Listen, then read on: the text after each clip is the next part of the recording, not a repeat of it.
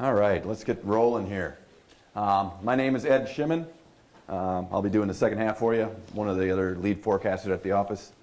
Been doing weather service stuff for 21 years, and this is one of my favorite parts of the job, actually, is coming out in the field and doing some talking and talking weather.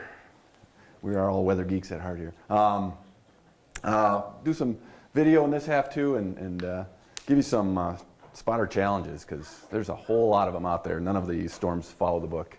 There's a book, and you can pretty much toss it out the window because none of the storms look like the book. But at least you know what you think you're looking at anyway. So non-supercell tornadoes, the ones, the gotchas, the stuff that's not on radar. We see these a lot in central Illinois. No wall cloud, no rotation on radar. A lot of times, actually, these land spouts are in portions of storms, or most of the time, there's no rain, so the radar doesn't see anything. We'll get a tornado report, and we'll go immediately to radar and go, wow, tornado over Ogden. Okay, Ogden. Nothing on radar. Okay, tornado out of nothing. You know, it's like, what? It's a do not compute thing for meteorologists. I mean, we want to see a storm and a rotation and a, you know, that's where tornadoes come from, right? No. Well, you can get land spouts just from updraft. In the towering cumulus phase of a thunderstorm development, you can get updrafts that start a rotation so quickly, you got a land spout forming. And we'll get spotter reports, and eventually, sometimes they can even develop into prominent rotations. Almost, some of them are transparent, but this one was one of the biggest ones I've seen.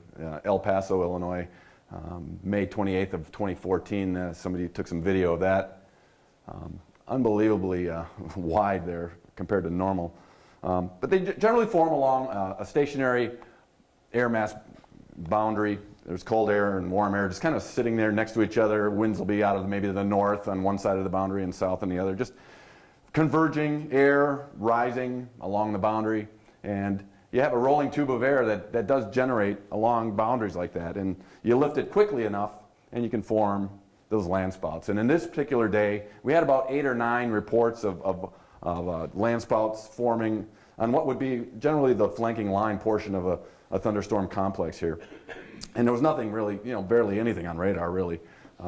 We do start to see moisture accumulating aloft before it starts reaching the ground. But we had about 8 reports of land spouts in about a 30-minute period. And just south of Champaign, as you can see here, because it's Champaign County on the northern half of that oval there. So we start issuing warnings usually by tracking a storm. Put the little dot on the storm. It's here now. It's going to be here later. Moving at 30 miles an hour. Great. You know, well, in these situations, our tornado warnings, we do issue tornado warnings for land spouts because they are associated with updrafts that are, or land spouts are attached to the base of a thunderstorm, but or an updraft. So we do issue tornado warnings, but we got to change our philosophy. We basically got to put a box out and just say, don't drive into this box because this isn't moving, so you're better off if you're not moving either, because these tornadoes aren't going to be running across this, you know, the landscape and knocking a lot of stuff down. They can cause damage. They don't move a lot, though. And oddly enough, we have never had, Chris Miller went back into the books, land spout reports have only come from the last week of April through the first week of June, 6 weeks. Why? I don't know, really. You know, because we have situations like this stationary boundary all the time. But late April to early June, 6-week period, is for our area of the country anyway, in Illinois. So start looking at the end of April.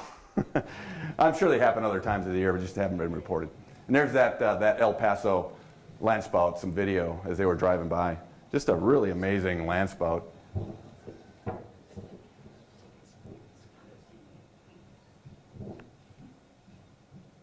One of the widest one I've seen. They're very similar to the water spouts you'd see over, you know, the Gulf of Mexico. Same dynamics are occurring there. You have a rolling tube of air just got drawn up at the right angle and right speed, and land spouts form. So we do issue tornado warnings for those because they are attached to a cloud base. That's the key there. Gustnados, no tornado warnings for these. Gustnados are basically generated as a fast-moving cold pool of air rushes out from the thunderstorm.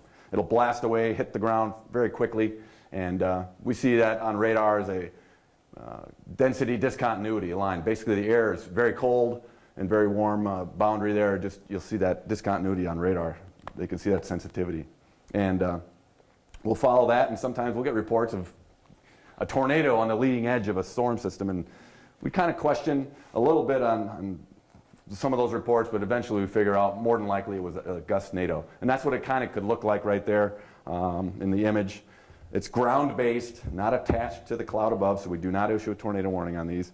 And more than likely, the damage that's occurring due to the gust front itself is going to be causing more damage than any kind of circulation that does develop from the ground up in a gustnado type formation. It can be confusing because you'll be looking like for a wall cloud or a funnel cloud above it, but if you don't see any storm structure above it, you can probably assume it was a ground-based gustnado type situation on the leading edge of cold air blasting away from a storm. So report it as best you can, and if you can identify the feature as being a gustnado, it helps us that you've been through spotter training and you know that it's probably not associated with a rotation that's attached to a thunderstorm base. All right, other things that you might see out there, cold air funnels. In the late spring, early summer, we'll have a cold air mass come in from Canada, and air rises faster. If there's colder air aloft and the ground air is heated quickly, you'll possibly stretch out a rolling tube of air that develops that day and create cold air funnels. Most of the time they don't reach the ground.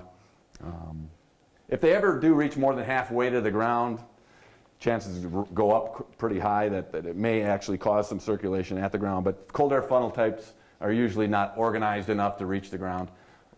If they do, they cause very minor damage for the most part, but usually in the afternoon, early evening, just after peak heating of the day usually, cold air funnels. And we'll put out a special weather statement just telling people you're going to see some funnels out there. It's not associated with anything that's going to turn severe.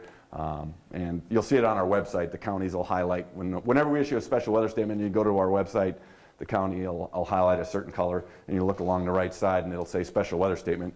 If you click on the county that's highlighted, you'll have the product pop up and you'll be able to read what's going on.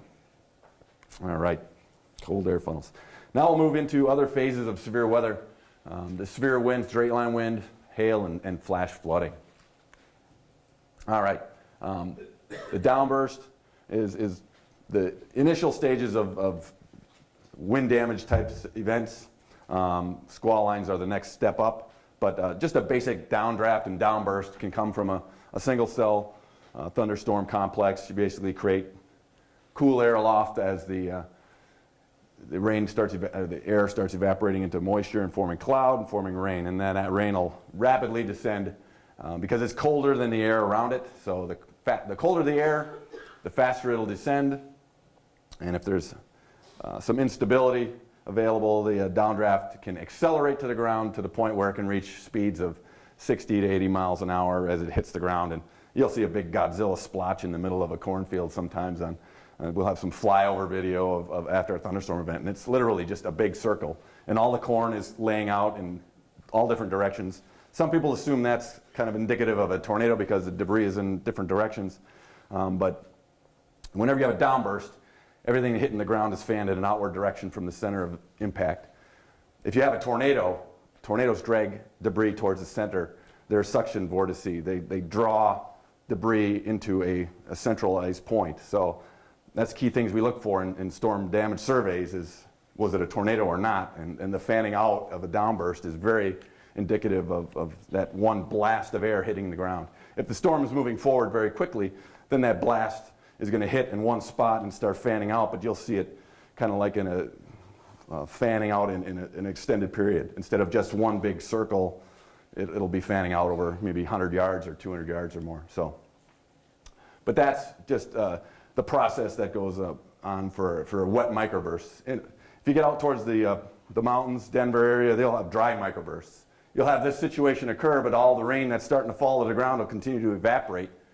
That evaporative process is also a cooling process.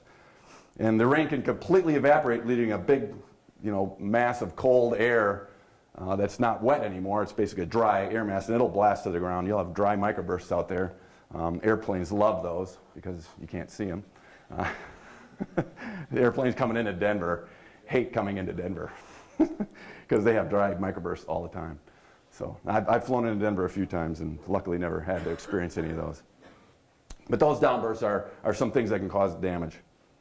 All right, here's a schematic here of a supercell in action creating a downburst. And the stages of a downburst are on the right side of the screen there. The initial air hits the ground, and then you'll create a rolling tube of air. That cold air blasting away will create a rolling tube. It'll also generate updraft, so you can get thunderstorm development on the leading edge of one of those downburst gust fronts. And eventually, that rolling tube of air blasting and creating damage will dissipate to the point where it's not moving forward anymore and stop causing damage. All right. Here's a side view of a downburst. What you might see as a spotter from a distance, that rain foot, basically. Usually it's dust as the rain is hitting the ground, getting kicked up. But if you do see that, damage is more likely occurring somewhere in that gust front area. And usually 60 to 80 mile an hour winds can be assumed, but you can get 100 mile an hour winds from downbursts. I mean, thunderstorm updrafts, to produce 2-inch hail in an updraft, you probably need what researchers have seen up to a 200 mile an hour updraft.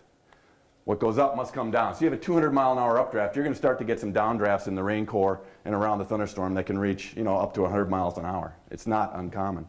So I know damage from a tornado is usually more sexy and everything, but sometimes 100 mile an hour winds, up to EF2 damage can occur from downburst winds. Most people want to say I lived through a tornado, but wind doesn't have to be rotating to cause damage. Wind is wind is wind. It doesn't matter if it's spinning. You can create a lot of damage from these downburst events. So I know severe thunderstorm warnings get put out, and most people are like, oh, well, it's just another severe thunderstorm warning, a little bit of hail, a little bit of wind. But when your roof gets knocked off, it can actually cause structural damage. And that's the kinds of things that we really want people to remember about severe thunderstorm warnings. Here's a downburst video.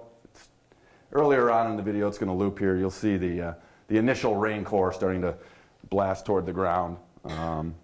There it goes.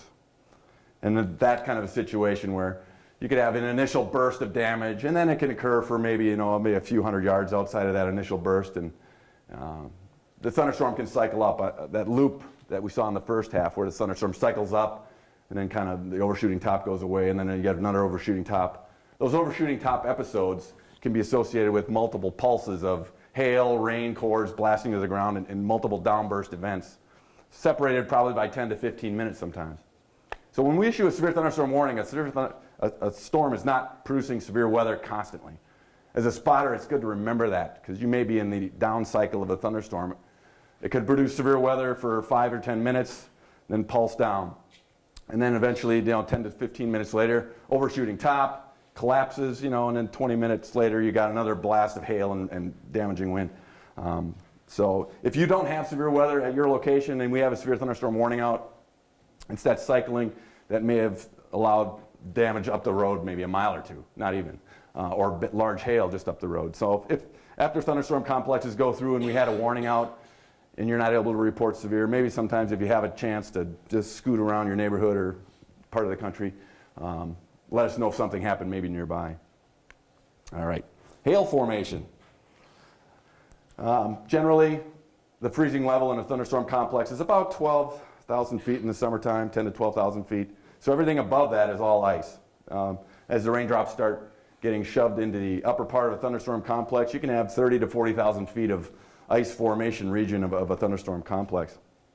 And they'll get larger and larger as more air gets drawn up into the upper levels.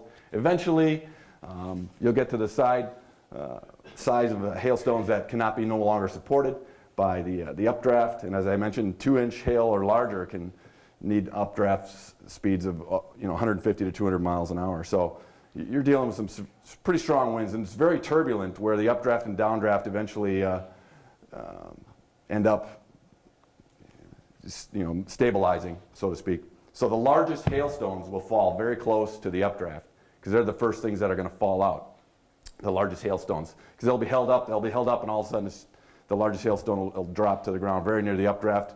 So you'll have very large hail sometimes with no rain falling at all in that scenario. And then the further away from the updraft, the larger or the heavier the rain will get and the smaller the hail will get. So there's kind of a transition there. So if you're ever in a situation where you kind of got a little light rain, and then start to see some hail, the hail gets bigger and bigger, and all of a sudden you have no rain and very large hail, you are very close to the updraft region of the thunderstorm, i.e. what that little video was right before break. We're driving into a heavy rain core. Oh, no, now the rain stopped, and we got debris falling. You know, that's the kind of situation you could basically be in. If they had some hail reports, they only got up to about a ½ inch in their video, but you know, if you ever have large hail and no rain, you're in a bad spot, because the other side of that is the updraft where the tornado could form. So just keep that in mind in terms of hail. It's not always the safest place to see.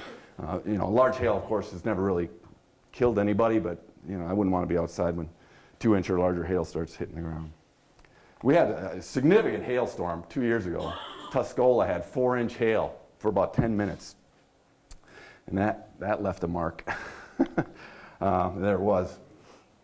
That car, yeah, not a good day. Definitely want to find a garage on days like that. That's why I vowed I have 3 kids, but I vowed I'm never leaving my car out ever in the driveway, because I don't care how many bikes we have. I don't want to have my car in the driveway. You never know when a hailstorm is going to come through, and that was unbelievable. Here's the radar schematic, or a loop of it, and the whites and the purples. You can't quite see the numbers on here, but the whites and the purple are basically hail.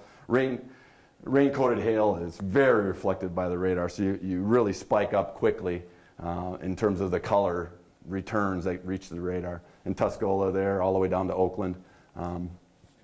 Golf ball to a softball size hail for 10 minutes. $100 million in damage, not only to cars and buildings, but also crops as well.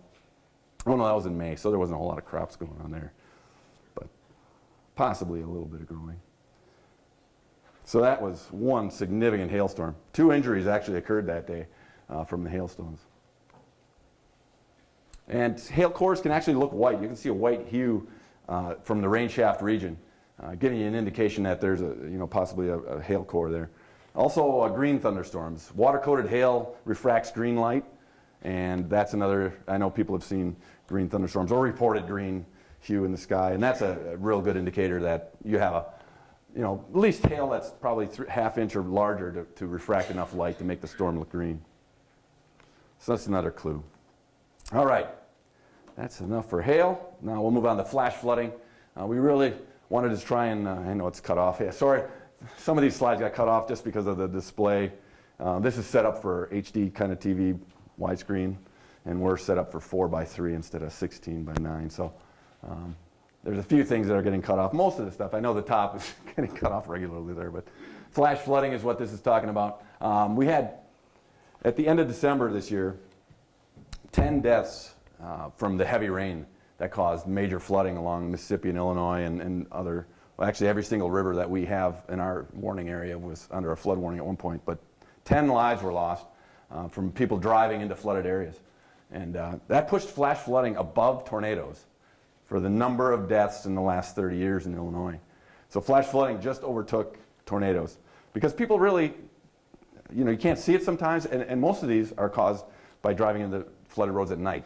You can't see the road, and even if you see it, it looks just wet, and actually maybe 6 to 8 inches of water on the road, or even deeper, and causing actually roads get washed out even at night as well. So if you can't see that the road is gone, you're going to drive into areas that could be completely inundated and no road left. So we're just trying to highlight this.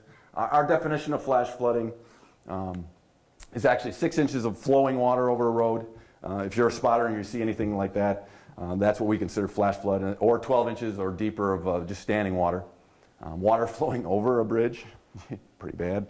That's a turnaround moment there. Or rapid rises. Creeks and streams definitely tend to cause a lot of our flash flooding as well, because a lot of tributaries will feed into a confined area, and the water will inundate roads pretty quickly sometimes. All right.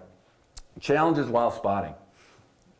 Scud clouds are the main thing that really cause problems. And then terrain, trees, buildings. You can see most of this funnel. Would you be able to report a tornado based on what we've talked about today?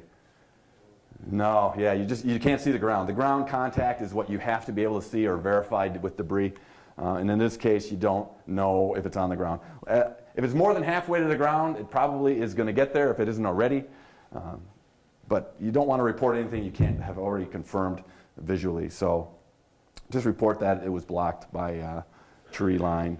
If you saw it probably a little bit earlier, you probably could have seen that it was maybe on the ground already, but in this case, this snapshot, you don't have to report a funnel. What about that scenario there? Cornfields. Yeah, once again, you're blocked at the base. You really can't tell for sure. That's a pretty prominent funnel, more than likely. Well, way more than halfway to the ground. But just report that you can't see the ground. It's blocked by corn and very prominent funnel. All right, scud clouds. These are the gotchas. They happen in pretty much every thunderstorm too, really. As cloud formations start developing even near wall clouds, they'll be drawn up and into the wall cloud. Or in a shelf cloud region of a fast-moving squall line, you'll have these scud clouds getting churned up as the cold air blasts away underneath that shelf cloud. They're usually not attached to the thunderstorm. And that's the key thing that you can grab onto. Any funnel that's formed out there is going to be attached to the base of a storm if it's really a funnel.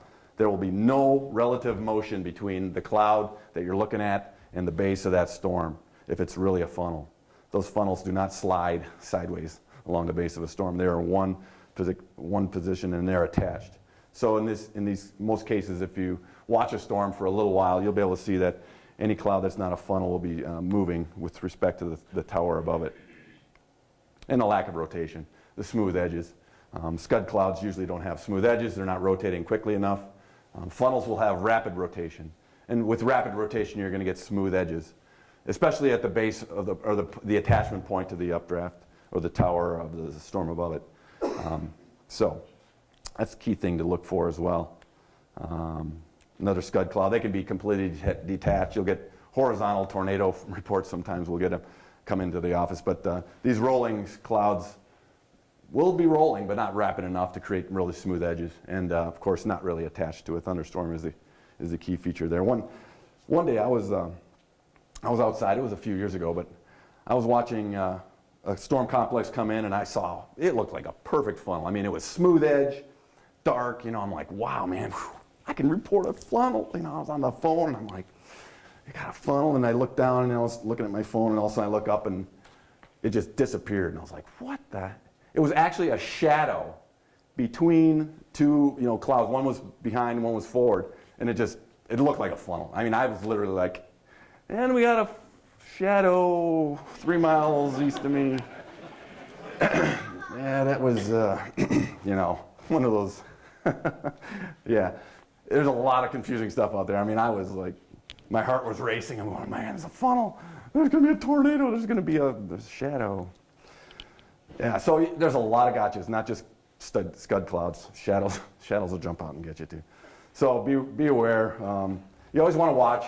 Just keep an eye on it. See where the rotation is. Where's the updraft? Where's the downdraft? And in most cases, scud clouds are in the downdraft region and getting kicked away from a storm. Here's a whole complex of scud clouds, and any one of those could, in a quick, snapshot view, look like a funnel. But just give it a minute or two. So you don't call in those darn shadows. And virga, rain falling from a cloud that evaporates before it reaches the ground can give you a really, funnel-like look. But rotation would be completely absent in a virga situation, as well as probably a more prominent thunderstorm above it most of the time.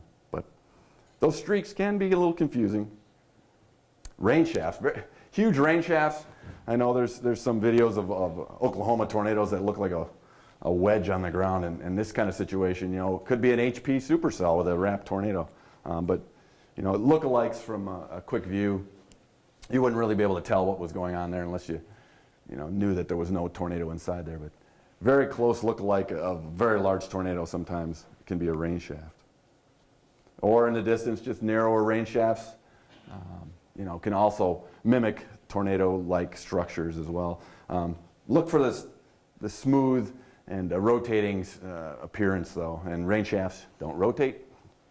So that's a pretty good clue that you're probably not looking at a tornado formation. All right, key things as a spotter. There's a lot of questions you want to ask yourself. Is it a shadow? Can you see it clearly? is the first thing. Anything blocking my view. And in this case, we got some trees blocking it a little bit.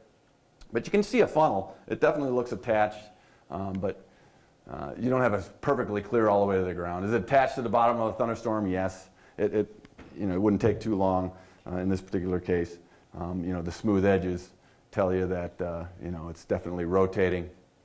Is it near the updraft? Yeah, there's no rain falling anywhere in the vicinity of that particular feature. In this case, you probably could see maybe off to the right a little bit of darkening of the sky, showing you that there's probably rain falling off to the right. Is there organized rotation? I kind of alluded to that. It's hard to see with just a static image, but there's a smooth structure all the way up to where it attaches to the thunderstorm base. That's a real key thing to look for. And is there any debris or power line flashes? With this particular case, we're seeing a tree line blocking our view of the ground. So you really can't tell for sure. And of course, those words are blocked, but it says you don't see any because of the view is what's getting cut off there. This was just north of Peoria last April 9th. It did actually touch down for a brief period of time in a field, but did not cause any damage. But those are the kind of things you want to ask yourself, just to give yourself enough of a moment of pause so you don't report something that isn't really severe weather. All right, severe spotter awareness and safety. So we're going to cover some of the things. How do you become aware of what's going on? And our website is definitely the number one place. But your safety is number one overall of everything. So we don't want you to chase in storms. Just spot storms, don't chase them. We've had too many situations this past year where tornadoes caused quite a bit of injuries, and even a few researchers lost their life down in Oklahoma from the El Reno tornado, where the tornado was a huge complex of multiple vortices, and the whole thing just kind of did a loop. And they drove through the leading edge. They thought it had passed, and then it just looped back around and caught them. So you just don't know how these tornadoes are going to move and develop and evolve. It's not worth chasing them. If you're a mobile spotter, you really want to just make sure you have a very small area that you're concerned about. You don't want to be going out too far away from a safe shelter. And you want to be alert to all the rapidly changing conditions. Your cell phone is a huge benefit to that nowadays. There's so many radar spotting or radar applications out there. I use RadarScope. I pay $10 a year for that to get all the radar images that we could ever produce out of our radar are available. If you just want reflectivity, mobile.weather.gov/ we'll actually just put mobile.weather.gov and then your zip code on the next page, and you create a bookmark from that. Our radar will give you all the reflectivity images there, and also the amount of precipitation. I think you can add on to that too. So, but if you just want reflectivity, that mobile.weather.gov is perfectly fine. But if you really are a weather geek, radar geek, RadarScope is really an awesome application. All right, and this just kind of puts it all into ACEs, awareness, communication, escape zones, and escape routes and safe zones. The awareness portion of it we'll cover initially here, but know your surroundings. If you don't have safe shelter nearby, you definitely should feel nervous. You want to know where you're going in terms of the roads, so you're not caught on a one-way road. There's a lot of times flooding can occur rapidly if you don't know the area. You could be putting yourself in harm's way pretty quickly sometimes. And then monitoring the weather. Your cell phone can give you a lot of information pretty quickly. You can even load up our regular website, but having that radar image looping, if you're ever out in a situation where you're not in a safe shelter, knowing where that storm is moving and having yourself plotted on it is huge. Because knowing where the storm is moving can help you know when you need to take action pretty quickly. All right, in terms of awareness, when you're going to be reporting from a standard location all the time, it's great to get the distances to the objects nearby that you might be using as a marker for how far away a tornado is or something that you're trying to report. Using Google Maps or whatever you can. Where's a tower? Where's the cell towers or other transmittive towers and nearby tree lines? Because a lot of times people will overestimate, how far away something is, or underestimate. Excuse me. Hazard is usually twice as far away. You think it's 2 miles. It's actually 4 miles away. It's just really hard to judge distance unless you try and front load yourself with distance markers away from your home. That'll help a lot. And here's our website. Anybody use that regularly? Yeah, yeah. This has got everything that you're gonna ever want to know about what's going to be going on that day. Top news is cut off a little bit there, but news headlines is what it's supposed to be titled there. If we ever have a major severe weather outbreak, that is going to be the first place we'll highlight it, as well as the weather story here on the lower left. But in the morning, if anything's going to be going on in a spotter's world, it'll be in these green highlighted areas on the lower part. There's a spotter briefing page. Outlooks are there, and then the Skywarn network on the lower right. That's where you'd go for the spotter guide and all the spotter, refresher stuff. If you wanted to actually like click through some images of what you're seeing here tonight, that'll be available on that Skywarn network. Click over there. And there's other climatology data as well under there. But the far left and the far right are the two kind of places to front load yourself with what's going on today. When are you going to need me to possibly help out with severe weather? And then there's just general other information. Current hazards is definitely a place, that upper left portion under our header there is where you're going to see where's the warnings right now. And of course the map is always going to show where the warnings are immediately. As soon as you go to our page, you'll see the yellow or red boxes depending on if it's a severe thunderstorm warning or a tornado warning. And anywhere there's a watch, and everything will be listed here in the box to the right. So you'll know immediately what's going on, even if you just load the page up right away. But there's a tremendous amount of information available on here. They just tried to standardize it a couple of years, I think it was last year we put this into effect. So some of the places that you normally usually went to may not be there, but on the right side is where you can see a menu drop down that can show you some of the selections here. This is a menu drop down. You hover your mouse over the top word and menus will drop down, and this particular drop down menu is what you're seeing here. And there's one on here called useful links. So if you had our old website and you had a lot of stuff you used to use, we kind of had to tuck it away under a useful links link. We try to make a few clicks as possible, but to keep some of our old stuff still handy, that's where it kind of got stuffed for now. So until we kind of get a feel for where maybe a better location. All right. The Severe Storm Prediction Center added a couple of severe outlook categories this past year, and marginal was one of them. They used to just put a little two-word thing called C-text, which told our offices, well, maybe something might happen. Well, now they actually geographically defined that. C-text meant go to the product and read what we think. So instead of just putting two words, they actually define it geographically. And it just means storms are going to approach severe. The real light green is thunder is going to occur, and marginal means they're going to maybe half-inch hail, possibly close to an inch. 40 mile an hour, 50 mile an hour, maybe close to severe at 60, but for the most part, should stay sub-severe. When they think there's going to be more organized severe weather, then you'll start to throw the slight risk in there. And they added the enhanced, a step between the slight and the moderate.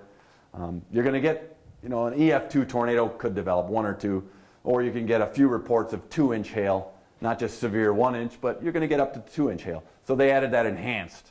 You're going to get, more structural damage can occur with a couple of storms, enhanced kind of a situation. Whereas slight, you're mainly sticking around the 1-inch hail and closer to the 60 mile an hour winds. Not as much structural damage in slight risk days.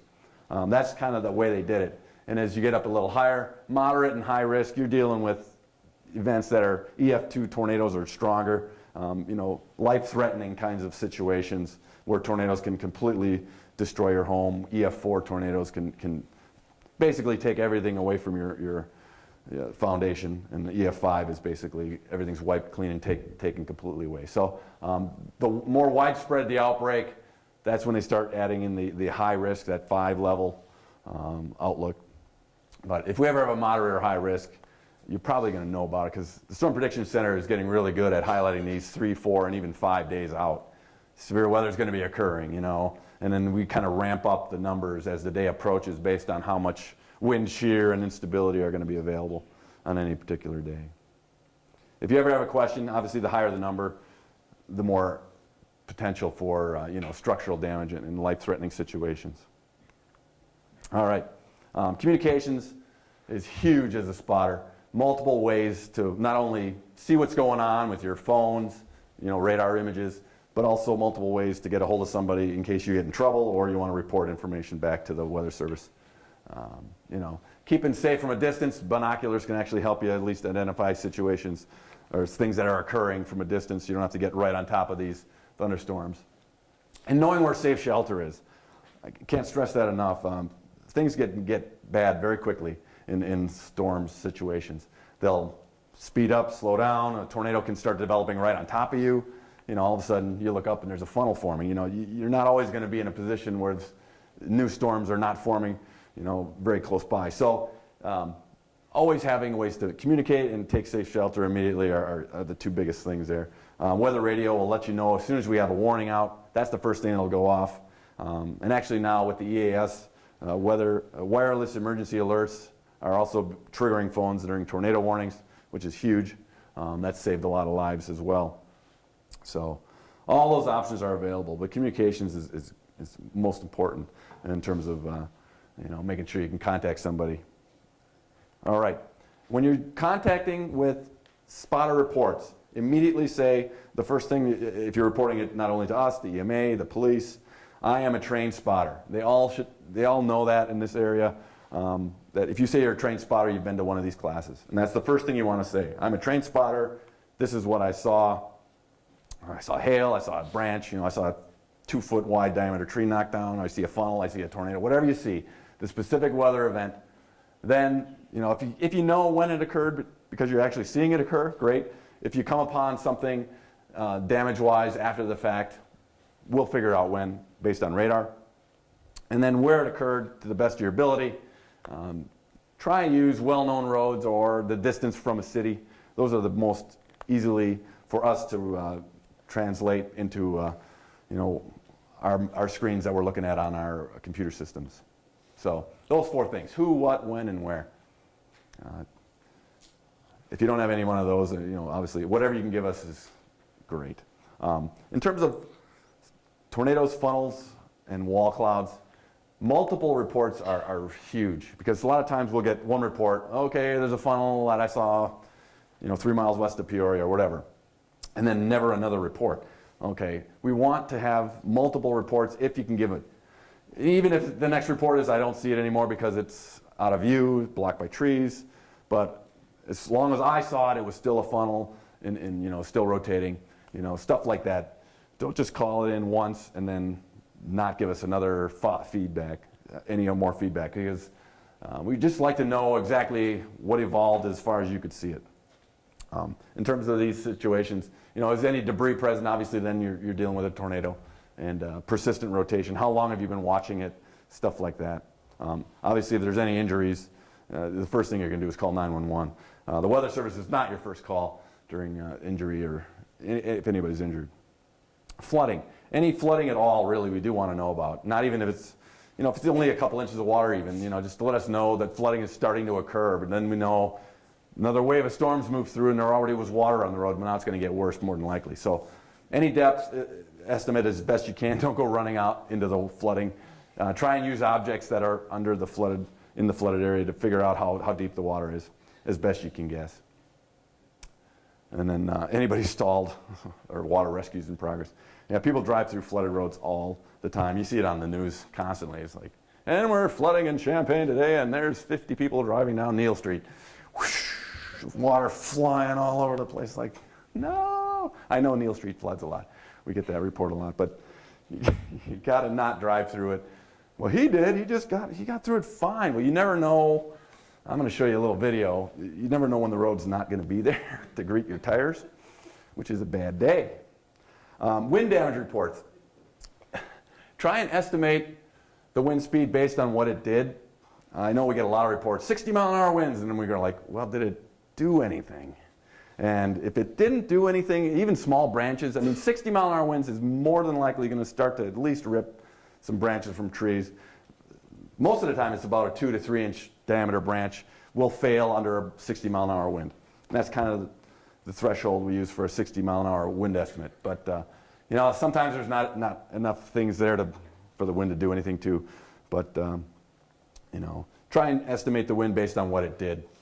You know, obviously, if there's any injuries, those first take care of medically before you report anything to us. But the largest diameter limb that you see, or the largest diameter of the tree trunk of the tree that gets blown over, any power lines down, anything like that, wind damage related, give us all the information you can there. In terms of hail sizes, we always have you starting with the coins or pea size. And this says report ½ inch or greater, and I usually say report any hail, because we may think ½ inch or larger hail is falling, and all of a sudden we get multiple reports of just pea size hail, and we're like, wow, we're overestimating. You know, the radar's running a little hot today, so it's showing us hail's actually falling that's larger when it's really not hitting the ground. It's a little too warm, the hail's melting too much. You know, so any hail at all is helpful as a radar operator to figure out, you know, what's the radar showing us, because the radar will show the same images day after day after day. But if the air is too warm or the air is a lot colder, those same radar images from day to day will mean completely different things. So knowing that, you know, this size hail is falling, even if it's only, you know, pea-size hail or quarter-inch hail, is helpful at the office. It really is.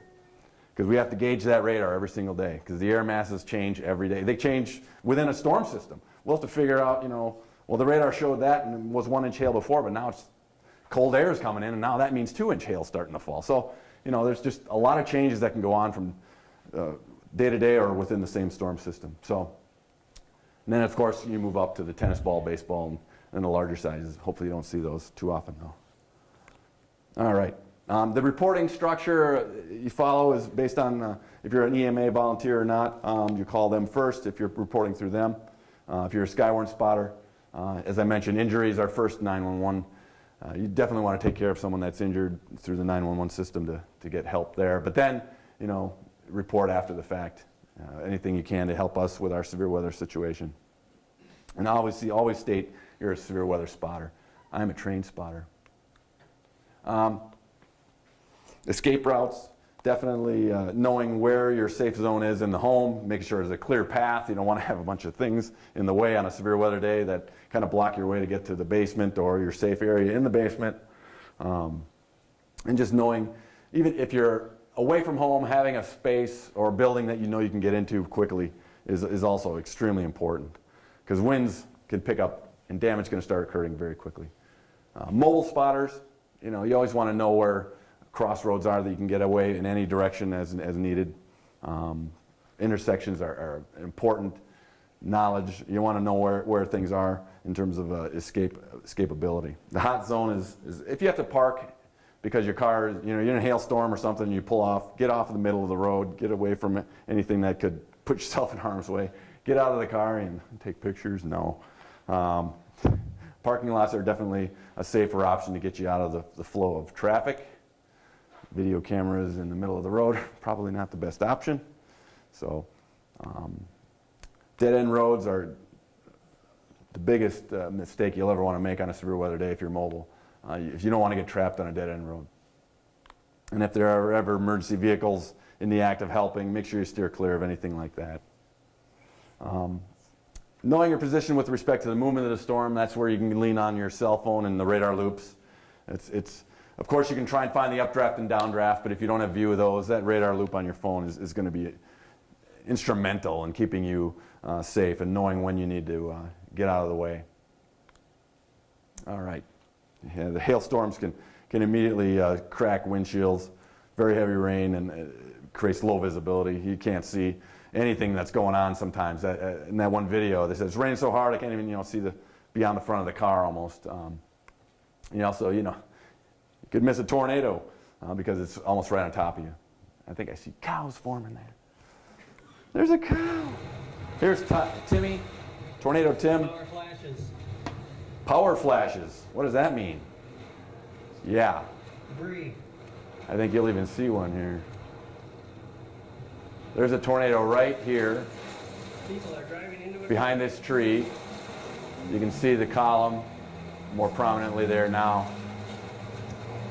And it's moving slightly to the right. So where does he drive? To the right. No.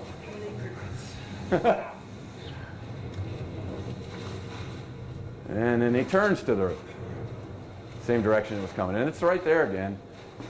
It hasn't really moved side to side. So if something doesn't move side to side when you're staring out your window at it, guess where it's going?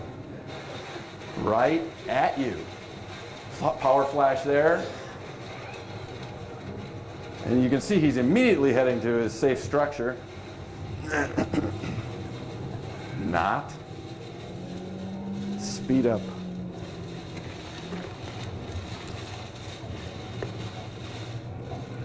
You lose a little perspective of where the tornado is, but it's directly behind him right now, coming at him. So he turns to the south, which was a good thing, but not far enough because that's a dead-end road. And so eventually, the tornado finds him.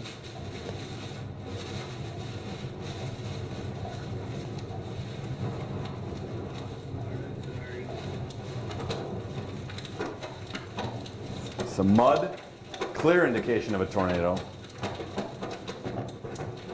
Buildings, cows, possibly a tornado somewhere in the vicinity. Yeah, you got large structural damage, pelting his car. Extremely dangerous situation. He pans over, you can see, there's EF2 damage. Well, not quite a loss of roof yet, but there was some structures clearly got inundated with damage. And put the window down. Well, we checked about every box of what not to do, Charlie. I don't know. Yeah, Tornado Tim needs to go back to the book on spotter safety. There's a lot of things not to do there. But debris is the number one thing that is going to cause life-threatening situation in a tornado. The tornado winds obviously can blow you around, but once they destroy something, it's the debris that causes the fatalities. And he clearly could have had a very bad day if some debris came blasting into his car. All right, spotting at night, it's even worse, more dangerous than anything else because you just can't see the tornado arriving. I mean, you have your radar and phone, and that's great, but actually seeing that the tornado's on the ground is almost impossible unless there's lightning flashes that are very frequent. So mobile spotters is definitely not something we have you try and go do. Just try and stay in a structure or very near a structure and report that way. All right. Hydroplaning or heavy rain days doesn't take much rain to create a hydroplane situation. A couple inches of water, and if you're going 60 miles an hour, your tires will lose contact with the ground. They will. Tires do not win when they battle through rain. All right, and here's a video of someone that was flying along. There's some deep water. He says hello to the Mr. Policeman. And I don't know how fast he was going, but you can see the water spraying up there. So he's doing 40, 50 maybe, and he hydroplaned, turned, and of course there was no road anymore, and he flipped completely over. So he hydroplaned, the rear immediately starts taking the lead. Anytime you hit a hydroplane situation and your rear wheels, anytime you're skidding, the rear wheels will spin around to the front. And in that situation, it caused him to turn into an area where there was no road anymore. So you just never know.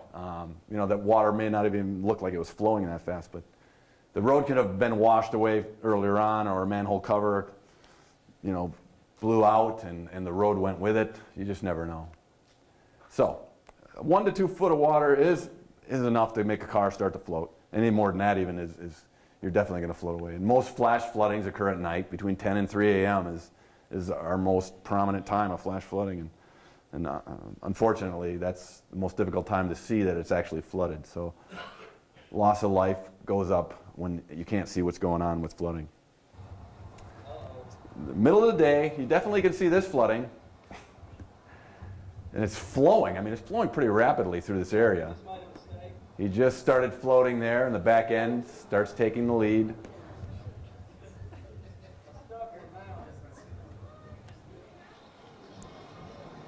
And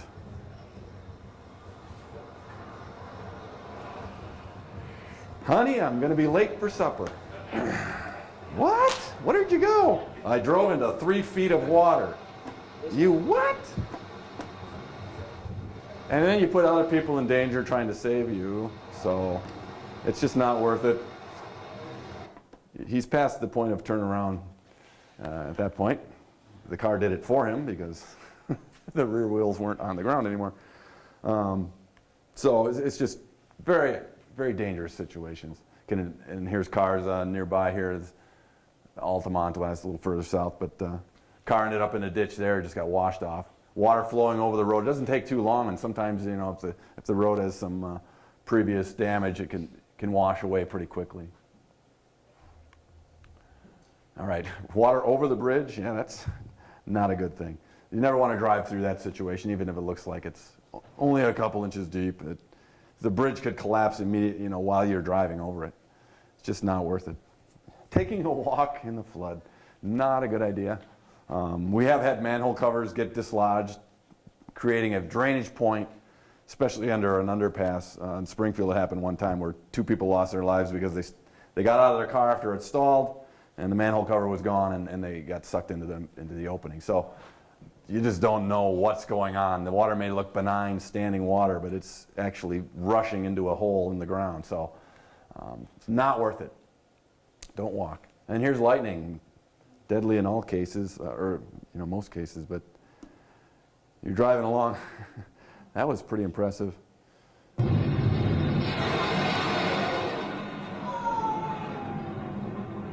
That was a close one. There's a little slow-mo of that.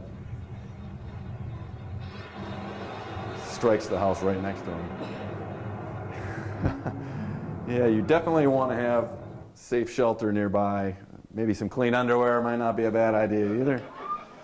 Honey, we got some Depends. I'm watching this storm here. It's not, yeah, lightning obviously can strike anywhere at any time, you know, even from as much as 10 miles away from a storm. That's why we say, you know, you want to be inside a structure, windows closed, in a vehicle, windows closed. The energy of a lightning strike will dissipate through the shell of the vehicle, and you generally will be safe inside of a vehicle with the windows closed. But if you can hear thunder, you know, you can be struck by lightning. And thunder usually only makes it about 5 miles away from a storm in general. If you count to 5 after you see a lightning strike, that means the storm or the lightning was about a mile away. So if you can count to 25, that storm is about 5 miles away.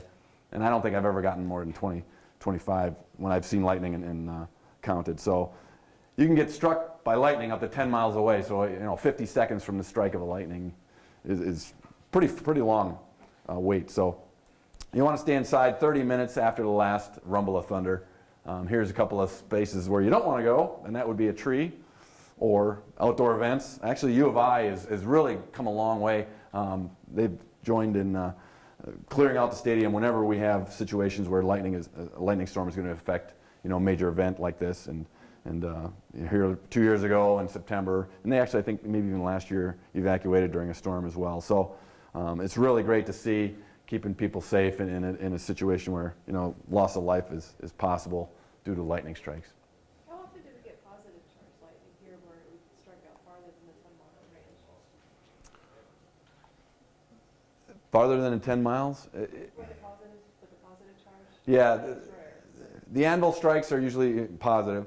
The top of the thunderstorm is where positive charges usually congregate, and then actually it's the earth dissipating up to the top of the cloud. But yeah, those positive strikes are anvil strikes, we call them. Have 10 times the amount of energy than thunderstorm lightning strikes from the base of a thunderstorm, mainly because they have to go through that much more resistance. The more resistance that a lightning strike has to go through, i.e. the air, to reach the ground. And when you're coming from the anvil, 50, 60,000 feet in the air, they'll go out and then down to get 10 miles from a storm. Usually not more than 10 miles. That's pretty far. That's usually about as far as you'll see from a thunderstorm. You can have anvil crawlers, storm to storm to storm, and then strike, but you're still having another thunderstorm relatively nearby. But those are very deadly strikes with 10 times the amperage flowing than a normal lightning strike. And any lightning strike is deadly, but you ramp that up that much. You know, you can strike one object, and that much energy has to dissipate somewhere. And if the ground is wet, roots energize, just even the wet ground, puddles. You know, you can have lightning energy dissipate into you even if it didn't strike you itself. So that's kind of why we say stay inside. Usually there's rain associated, and wet ground transmits electricity very well. All right, 30 minutes, as I mentioned a little bit earlier, after the last rumble of thunder. That just gives you the best potential of not getting struck by lightning from that 10-mile away anvil. So, all right. Mobile spotters, get indoors to safety. If you're in a car, things can fall on you. People have lost their life as trees, power poles, things falling into the car. You just want to stay clear of anything if you have to stop, if you're not going to be able to get into a structure. And if you do get into a structure, stay out of the upper floors.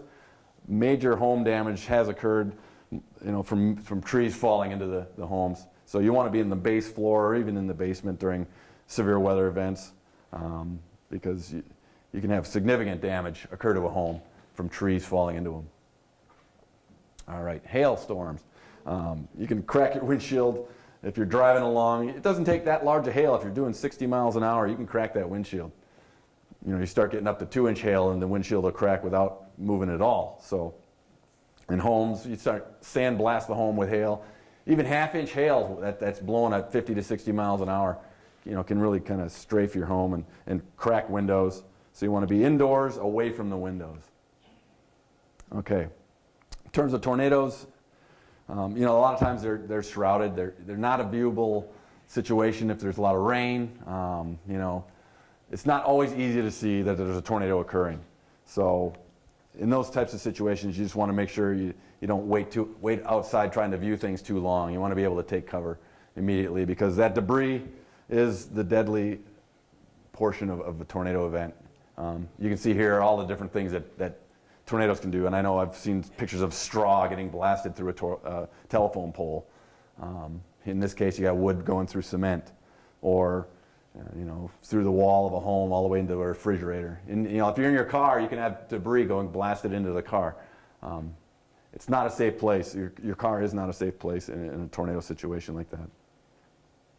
The key things during a tornado is get in, get down as far into the home as you can, and then cover up, putting something over your head if possible to prevent debris from injuring your head.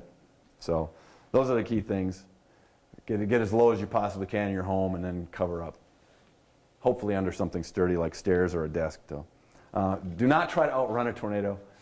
You more than likely will not choose wisely. You just don't know how they're moving. And this particular gentleman was in the Rochelle tornado day. He was on I-39, and this tornado was coming right at him. And I can't believe how calm he is through this whole thing here. This is a tornado, and I cannot tell which way it is going, so I don't know how to get away from it. But it looks like it's coming right towards me.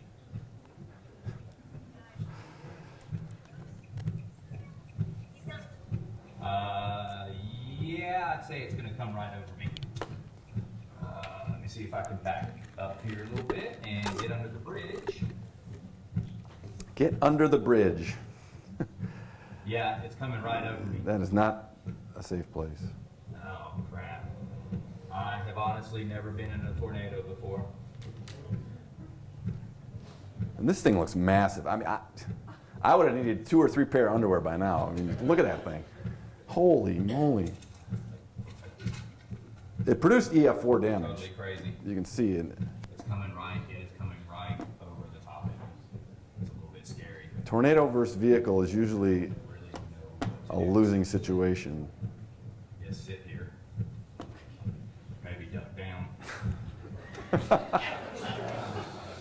Put your head between your knees, kiss your butt goodbye. There it is. It's right on top of the road. It's within literally a couple hundred yards of him. Oh, that is scary. Truck is, oh my gosh. Holy smokes.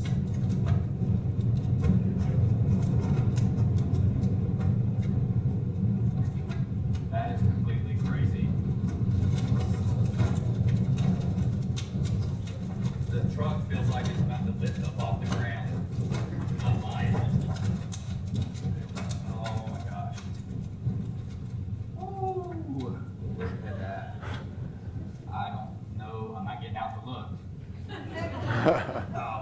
see if there's any truck damage later. It actually bent the mirror backwards. Both mirrors backwards. Oh. I can't tell if it's coming back around or not. Wow. Yeah, that was amazing that his vehicle did not get completely sucked into that thing. Very dangerous situation. Most of the time, if you're underneath an overpass, the winds will speed up underneath an enclosed area a little faster. And knowing what size that tornado was, it's unbelievable that he wasn't drawn into that. But the debris, he's lucky that a building wasn't struck anywhere near him at the time, because those winds will probably have created a situation that you see in the image on the lower right there. Debris gets tossed into your car, and the car gets picked up. Most of the time, it doesn't take more than 100-mile-an-hour wind to start lifting your car off the ground, because your car is like an airplane wing. And then the faster the air flows over the top of the car, it creates lift under the bottom of the car. In that situation, those winds, EF4 winds are 190 miles an hour, and he's pretty lucky that he stayed on the ground. So it's amazing he didn't. But you want to get in the ditch. You want to get lower than the debris. The debris is flying horizontally, and the lower you are, the better shot you have of staying below the debris path and keep yourselves out of harm's way. It's counterintuitive. If I were in a car, I wouldn't think, I got to get out of this thing because I want to be in the ditch. But it is a safer place, because a car will get picked up or debris will get smashed into it. If you're lower than where the debris is flying, you're not going to technically get hit by the debris in its peak of speed flight. Debris can maybe hit the side of the ditch and then fall back down into you, but it's that initial impact that's going to be the most deadly. So, last resort, get out of the car, get in the ditch. So, all right. A few final words. Obviously, safety is number one. We don't want you to end up in our video list for next year. If you do something like that, please send it to no. We'd love to show you for next year. But anyway, yeah, it is important. There's so many things that can go wrong out there. Damage, debris flying around. You just don't know what's going to happen from 1 minute to the next sometimes. But report as accurately as you can, only what you can verify based on what you see, not what you think might be going on. And public responds better when your reports are flying in, and we put those immediately into a warning. As soon as we get a report, the first thing I do as a radar operator is like, we got a report of what? Okay, bam, I get a statement out immediately saying, spotter reported this, that, or whatever. And people see that. It goes on, it crawls on this TV screen, it'll go over the weather radio, and people will know immediately. Spotter has seen this happening, and people upstream, or downstream I should say, will take action quicker. It's a huge benefit to our system and making sure people are safe. All right, getting experience is good. So if severe weather is going to be occurring and you have some time available, maybe in a late afternoon, early evening situation where you can kind of concentrate on what's going on in your area, great. Get experience looking at the clouds, looking at what's going on under a thunderstorm as it's passing, looking at your radar and seeing what aspect of the storm you're seeing. Am I looking at a shelf cloud coming at me, or am I going to be able to see the wall cloud? Stuff like that. Just try and give yourself an opportunity every time thunderstorms come through as a spotter, just to see what's going on. And then obviously coming back to our training every year is great. We try and update the videos and stuff like that. So definitely come every other year at least, but if you can every year is great. Weather.gov/Lincoln or weather.gov/ILX. Both of those will work. The Lincoln is going to go away eventually. They're going to change it all to only weather.gov/ILX, which is our 3-letter identifier. So if you do have a bookmark, try and change it to ILX sooner than later. We do have the YouTube page that has 4 or 5 minute segments of this whole talk from last year. One of our meteorologists put that together. So you actually can sit through at home just to kind of refresh yourself of what's going on today with that YouTube list on our YouTube page, and that link will be on weather.gov/Lincoln. There's a YouTube link at the bottom. Talking to experienced spotters is great too. I don't know if you're in a ham network or if you're just know people that have had experience spotting before. It's great to talk to people as well to get a feel for what you might see out there. All right. And there's our links at the top. The ILX/spotter is definitely a page you're going to want to bookmark to front load yourself with information. But reports come in all different ways, and we do follow Twitter. We have a public information guy. I did that this last event when we had tornadoes last Tuesday. I was the public guy, and I was looking at Twitter and Facebook and all the reports that are coming in, and I'm trying to incorporate those into the system. But report any way you can get the information, obviously, through EMA or through our phone line or through Twitter or Facebook, whatever you can get it. Great to snap a picture and tweet it to us, or snap a picture and Facebook it to us, because we love to see the image of what you've seen damage-wise or hail-wise. It just helps us confirm it also as well. All right. Kept you here for a little bit, so appreciate your attention. It's a long night. But if you do have any questions, you can come on down. Make sure you did sign in. And we're glad you came. Thanks for coming.